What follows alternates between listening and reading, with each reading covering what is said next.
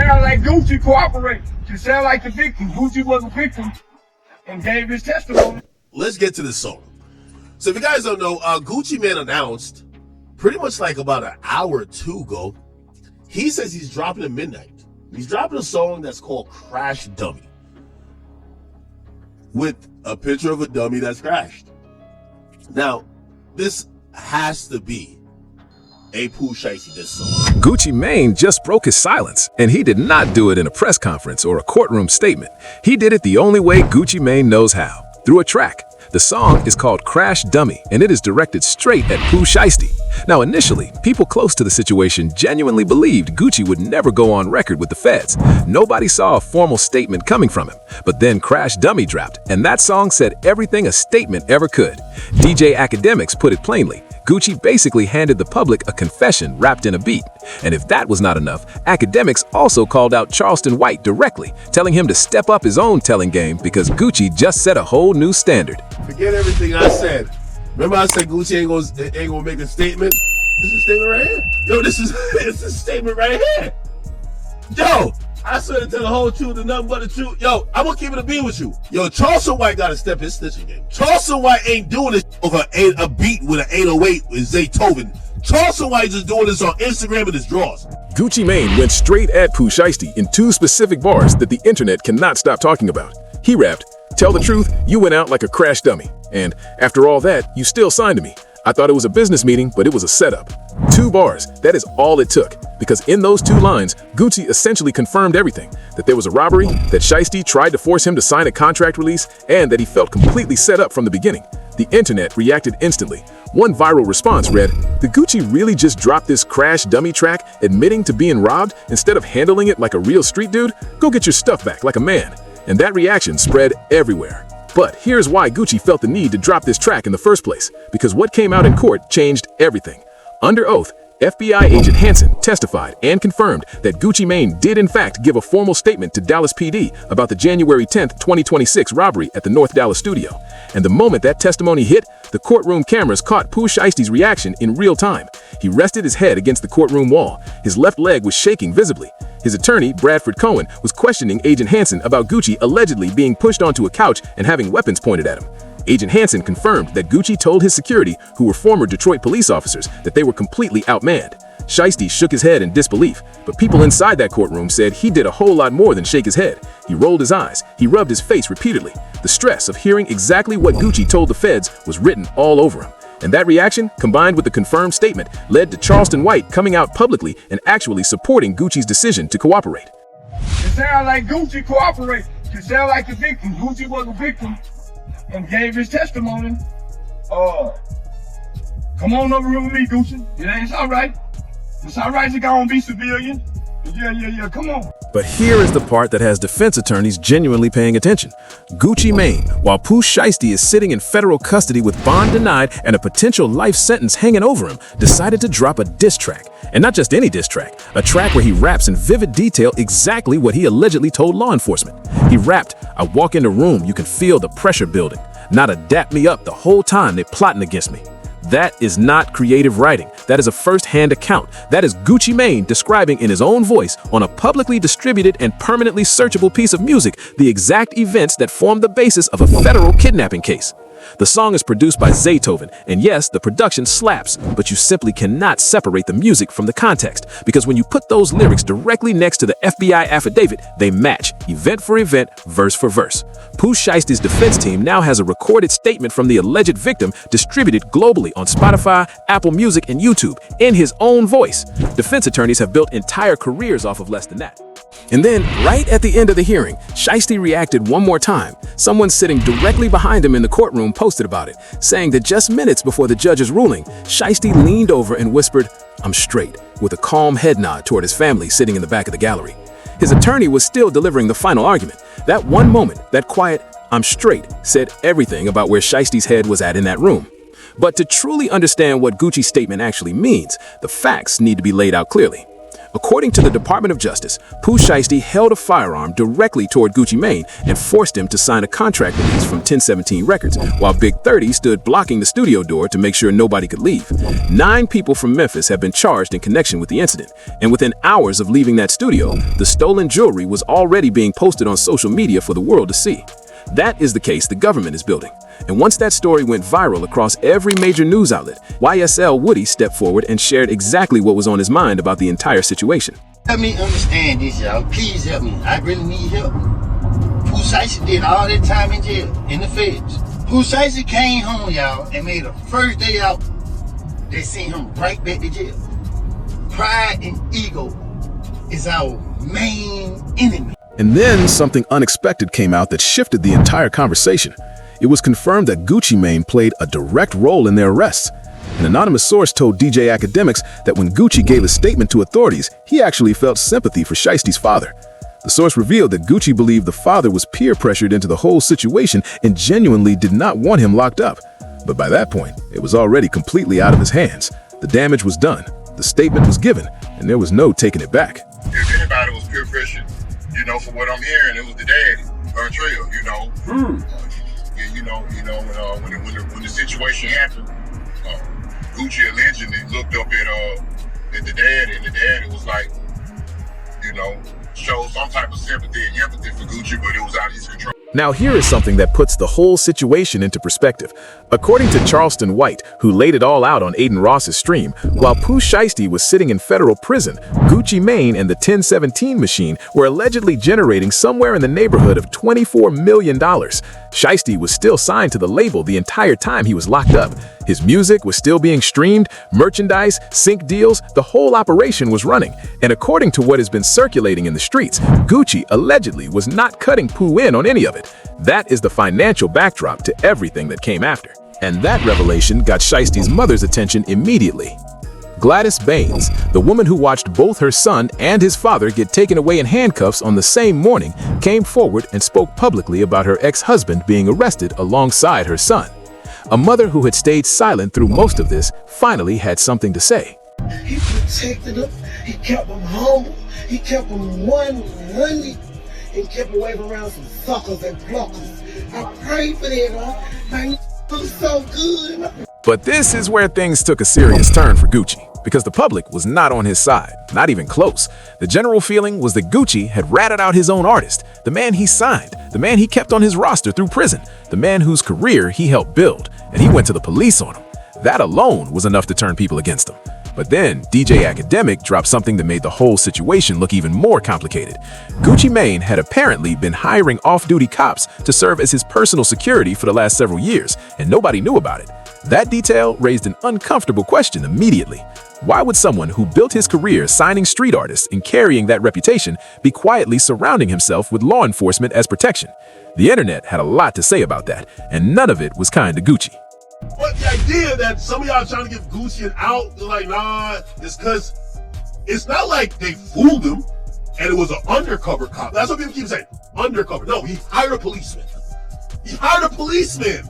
It wasn't undercover. It wasn't a guy acting like he was security. No, he hired the cops. And crime happened in the presence of the cops. That off-duty cop revelation went viral instantly. And then DJ Vlad stepped in with something that made the legal picture even more interesting. He said he had spoken to multiple people close to the case and kept hearing the same thing. There is no actual physical evidence of Gucci being robbed, which means this entire case could come down to one single thing: Gucci Mane taking that stand and telling the court directly that they robbed him. And here is where it gets genuinely complicated. If Gucci gets up on that stand and says nothing happened, then he cannot claim he signed Shiesty's contract release under duress, which means that release stands and Gucci never makes another dollar off Pooh Shiesty again. But if Gucci does take the stand against Shiesty, then the contract release gets thrown out entirely and Gucci continues collecting money off his music. The catch? Everyone will call him a snitch for the rest of his career. So what it really comes down to is a choice that only Gucci can make: his money or his reputation. Pick one, because he cannot have both. Lawyer Mo broke down exactly what that decision means legally, and the details made the whole situation even clearer. If Gucci does not testify, the question of is Pooh cooked comes down to 2 paragraphs in the complaint plus 1 picture. They say Big 30 barricades the door to the studio. They say that the security guards try to barge in, and when the security guards barge in, they get a peek and they see that they're outnumbered by the armed target suspects. It does not say that they are outnumbered by an armed Pooh Shiesty. Instead, they lump Pooh Shiesty in with the whole group of target suspects, suggesting that the security guards only saw other people, not Pooh with the later, where it's alleged that Pooh he's allegedly holding it to the back of the one of the business people. And so, if there's anybody here other than Gucci who seems like they could put Pooh away, it's going to be one of the business guys. Now, Rick Ross decided to weigh in on the whole situation, and he did it from his hotel room in Prague, of all places. Ross was measured about it, not taking hard sides, but his real message was directed straight at Pooh and anyone else watching closely. He said, in business, you have to negotiate. If you signed for $100,000 and now you have $10 million on the table, that means it is time to sit down and talk. You cannot muscle your way out of a business deal. That was Ross being Ross, experienced, calculated, seeing the whole thing from a label owner's perspective. His point was clear. Regardless of how unfair the deal may have been, Pooh played himself strategically, because there is a way to handle a bad contract, and what allegedly happened in that Dallas studio was not it. Then 50 Cent jumped in and did exactly what 50 Cent always does. He posted and deleted. The post was short, pointed, and loaded with implication. He wrote, "Stay tuned to this week's episode of Who Told Them That." That was it. No long explanation, no direct accusation, just 50 planting a seed and walking away. He was not defending Gucci. He was not defending Pooh. He was just 50 Cent doing what he does best, clowning the entire situation from a distance and letting everyone else fill in the blanks. And the internet ran with it immediately. DJ Academic had one of the more honest takes in this whole situation. He confirmed clearly that Gucci and his cameraman identified Big 30 by his Instagram account, gave descriptions, and fully cooperated with investigators. But then Academic said something that got people more heated than almost anything else in this entire conversation. He said, "He's doing what I would do. I ain't gonna lie, I'll drop a dime." Raw, unfiltered, controversial. A lot of people were not ready to hear that said out loud so plainly, but Academic said it anyway. And whether people agreed or not, that statement hit the internet like a grenade, and the debate that followed was immediate and loud. But nothing symbolized how the streets felt about Gucci's decision, quite like one specific viral clip. No Jumper shared a video that appeared to be filmed inside a correctional facility. An Atlanta inmate on camera picked up Gucci Mane's book, Episodes, The Diary of a Recovering Madman, and threw it clean over a railing. Gone. Done. No hesitation, no second thought. Just launched it into the air and walked away. That clip spread everywhere within hours. No words needed, no caption necessary. In certain circles, in certain environments, the streets had already made their verdict on Gucci Mane, and that book flying over that railing said everything a press statement never could. One popular reply made a point that got a lot of people thinking. They don't need Gucci to get this man. It was an off-duty cop involved. And the famous rap lawyer actually responded to that directly. He said you could make a fair argument based on what has come out so far. His point was that the two security guards accompanying Gucci may never have actually seen Shiesty holding a firearm or witnessed anything specific happening inside that studio. According to the complaint, the security was positioned outside the studio door, and when they tried to pry it open, all they saw was that they were outnumbered by people carrying items. That is it. That is what the outside witnesses actually observed. And that detail got fans asking an even bigger question. One comment went viral almost immediately. Anyone else find it odd that Gucci went to a studio meeting with his biggest artist who just came home from prison and brought several off-duty cops with him? To me, that feels like Gucci already knew something was going to happen. And honestly, that question hit different once people started sitting with it. Because if Gucci walked into that meeting already prepared for trouble, that changes the entire narrative around how this situation is being presented. But beyond the courtroom drama and the legal arguments, there is a deeper backstory to why any of this happened at all. According to DJ Academic, the real issues between Shiesty and Gucci Mane did not start with the contract. They started with something far more personal, how Gucci handled things after Shiesty's cousin, Big Scar, passed away. This drops, it looks like he's not, he's never really publicly fell out with Gucci, but the word has been this. He's unhappy about how Gucci discarded or seemed unemotional or pretty much not caring, right? The lack of he gave when Big Scar, who is Pooh Shiesty's cousin, passed away. When Big Scar passed away, Gucci Mane initially did not want to contribute money for the funeral, not a dollar. And Shiesty, sitting in a federal prison cell at the time with limited influence and limited options, had to work the jail phones to make it happen. He spread the word from behind bars until the pressure built up enough that Gucci finally coughed up the money for the funeral. Scar's own father confirmed it. Gucci eventually paid. But the way it happened, the fact that it took that much pressure just to get a label head to cover a funeral for a fallen member of his own artist's family, that did not sit well with Shiesty at all. I don't know how these got out of control like this, y'all. It's ugly. Gucci did what he did. 100 is 100. Only one ain't looking for nothing. I just want what rightfully belong to my son. I ain't asking for nothing else. But to Shiesty, Gucci eventually paying was not the point. The disrespect was in the hesitation. $10,000. That is all Scar's family asked for, and Gucci made them wait and fight for it. For Shiesty, that crossed a line that could not be uncrossed. From that point forward, the relationship was done, and he wanted out of his 1017 deal immediately, making sure Gucci would never make another dollar off his name. But the timing could not have been worse. Shiesty was already under investigation for violating his probation when all of this was unfolding. And then he made things significantly worse for himself by dropping a new song called FDO. Because FDO was not just a song, it was practically a confession wrapped in a beat. He was dissing the federal prosecutors from his own court case directly in his lyrics, self-snitching at the highest possible level. On top of that, he took shots at Youngboy Never Broke Again in the same track, which pulled Youngboy into the situation, and the two of them ended up going back and forth at each other publicly on Instagram for the whole internet to watch. A man already under federal investigation, on probation, wearing an ankle monitor, actively beefing online and dissing the prosecutors handling his case. The timing was a disaster from every possible angle. I'm on these tapes like, who gives a... That's what you been waiting on. Well, all this, what you like, we really live it. We talk about, you hear me? And as if the online beef wasn't enough, things got even messier when a story started circulating from inside Shiesty's own cell block. A Memphis man came forward claiming that Shiesty was not standing on business in prison the way his image suggested. The allegation was serious. Inmates were allegedly making him stand up to eat. In prison culture, that is about as disrespectful as it gets. That kind of claim cut straight through the tough exterior that Shiesty's entire brand was built on. And once it hit the internet, it spread like wildfire. Stand up while they eat. Hey man, you was in there standing up while you were eating. When they bump down on you, they ask you, is you one of these five or is you a rapper? You said a rapper. I got facts about this, man. Hey man, I'm on this, man. You know what I'm talking about, man? But the story did not stop there. Just days after that Memphis man went public with those claims about Shiesty's prison life, he came back and took every single word of it back. The same OG who made those allegations suddenly reversed course completely and retracted his statements about Shiesty.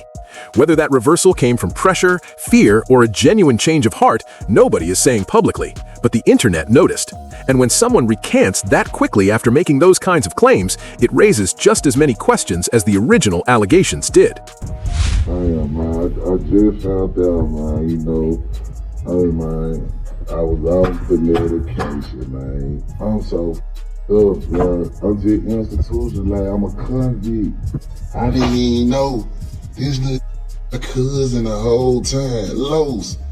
Damn, Lo, why you ain't tell me Pooh Shiesty was our little cousin, bro? But before that story could even settle, Shiesty found himself in the middle of yet another situation. He jumped on a live stream and things escalated fast when another streamer got brought into the conversation, someone who made it very clear they were Team Youngboy. That did not sit well with Shiesty at all. The tension on that live was immediate and visible. Shiesty was not hiding how he felt about it, and the whole thing played out in real time in front of thousands of viewers who were watching every second of it unfold. Oh, apologize to me.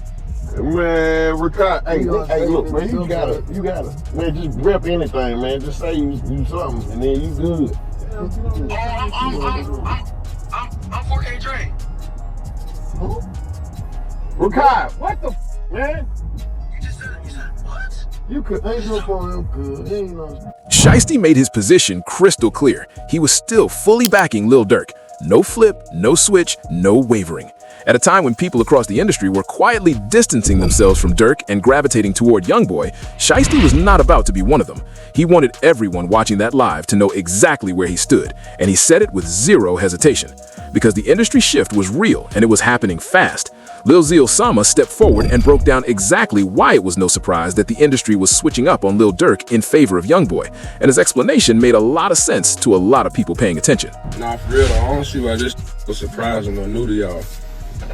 Everybody jumping ship because this how the industry is. nobody in the industry is gonna stick around you when you at your lowest. If they can't get clout, notoriety, money, fame, features, videos, something that they could benefit from off you, they're gonna jump ship. I don't see why it's surprising that everybody is on YB in the industry. That's how it goes. They only gonna f you when it's beneficial to them. None of these ain't grow with dirt. None of these ain't friends or real homies with dirt for real, for real. You know what I'm saying? Or they would never change, or they would never jump ship. Cause where we from, if you with me, my ops is your ops, your ops is mine. Some people don't look at it like that. Some people look at it like I f with both parties, I ain't got nothing to do with it. And look, you not wrong for that. You know what I'm saying? Like I said, shout out to the that still done stayed down for Dirk, his real family and friends. The response from Dirk's side of the internet was immediate. Hundreds of F mutuals flooded Twitter with the same message.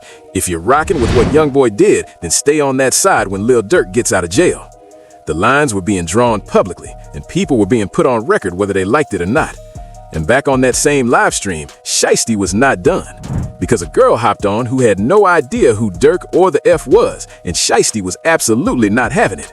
He was not in the mood to explain, he was not in the mood to be patient, and the way he handled that moment told you everything about where his head was that night. Is that my Dirk? Oh. Lil Durk. JCB Films with that 5 years ago, I appreciate you. OTL. What you talking about? Why you say it like that for? Come on, get your picture, man, before you get... And the reality of Dirk's situation is hard to ignore. Lil Durk is sitting in jail right now, and the support from the outside has gone noticeably quiet. Nobody is really speaking up for him the way you would expect from people who built their careers alongside him. DJ Academic addressed it directly. The industry is not just neutral on Dirk right now. People are actively getting closer to YoungBoy, moving toward him, building with him, aligning with him, while Dirk sits behind bars with very few voices in his corner. That shift in loyalty, happening this openly and this fast, is something the streets are watching very closely. So I'm in the dressing room, and we just talking about a bunch. He's also telling me, and I will never say who. He's telling me all the rappers who was now hitting him up, and he kind of asked me, he's like, so what you think, man? Because I think he's thinking like, should he forgive some of these, like, well, all these rappers on it? You know what I mean? Like, they're all like, yo, YoungBoy, we love you, right? And I gave him the best advice, I think. I said, I didn't want to impart my thoughts on it because I don't know fully what he's been through and what he's thought. Because, he was down where nobody would. So I said, whatever your heart feels about any of these are kind of doubling back or not want to do whatever, go with that. NLE Chopper tried to step up and go at YoungBoy in Dirk's corner, but honestly, it landed with a thud. The attempt did not move the needle in any meaningful direction, and the internet treated it accordingly. DJ Academic was straightforward about it. If Chopper actually wants to be taken seriously in this beef, a few words are not gonna cut it. He needs to make a full anthem, something that hits hard enough to make YoungBoy actually respond. Because right now, the energy Chopper brought was not enough to make anyone stop scrolling. Yo, NLE Chopper, bro. No more breakdancing, no more belly rolling it like that, gyrating. If you making a diss song at Kentrell Deshaun Golden, you gotta make some anthem with like some military tanks. That's how he's coming. Tell you. And the reaction from the rap community was not kind. Rappers across the board were saying the same thing. Chopper needs to stop trying. The consensus was clear. If you were going to step into a beef of that size, you better come with something that demands attention. What Chopper brought was not that. And when your own peers are publicly telling you to sit down, that is a statement in itself. Everybody see YoungBoy ain't messing with nobody. The boy doing his thing, standing his own lane. And I love it. I love it. I can feel him every time he drop a song. But NLE Chopper, instead of him doing his own thing, he said, you know what, I'm gonna attack this man, I'm gonna mess with him. That's how poor in the street think. Instead of just letting me continue to move my life, cause I ain't messing with nobody. I ain't out here trying to portray a street image or nothing like that. But while all of that was playing out, the situation around Shiesty himself was getting darker by the minute. Beefing with Youngboy publicly, rapping about his own federal case, and dissing the prosecutors handling him, all of it combined put him directly under investigation. And then Wack 100 decided it was time to expose him. Wack came out and says Shiesty's new song FDO was all cap, nothing but a fabricated tough guy image. And it did not stop there. Wack 100 went further and claimed that Shiesty is not solid at all, that he cooperated with authorities to get out of prison early. The allegation was direct and it was loud. According to Wack, the whole street persona that Shiesty built his brand on does not match what actually happened behind closed doors when the pressure was on. Pooh Shiesty what? So Pooh Shiesty has shown his paperwork on his story. I don't give a fuck about. I got his proper that you're scared to post. You gotta stop doing bust. Because I'm gonna tell you, if I send you some paperwork on me. No, I'm gonna read it 20 times. The moment Wack 100's claims hit the internet, the response from the rap industry was immediate. Multiple rappers started calling Shiesty out publicly for allegedly snitching in his own case. The accusations were spreading fast and getting louder by the hour. But then Big 30 stepped in. The same man currently sitting in federal custody himself, facing charges right alongside Shiesty, came out and publicly defended his best friend. Despite everything he is personally going through, Big 30 was not about to let those claims slide without a response. That loyalty, showing up for Shiesty even from behind bars, said everything about the bond between those two. Mama, if you see his paperwork, my time, mama, I do whatever y'all tell me to do. Cause my eyebrows, mustache, hair, I throw my chains in the river and jump in and Shiesty snitch. I go home and take one to the.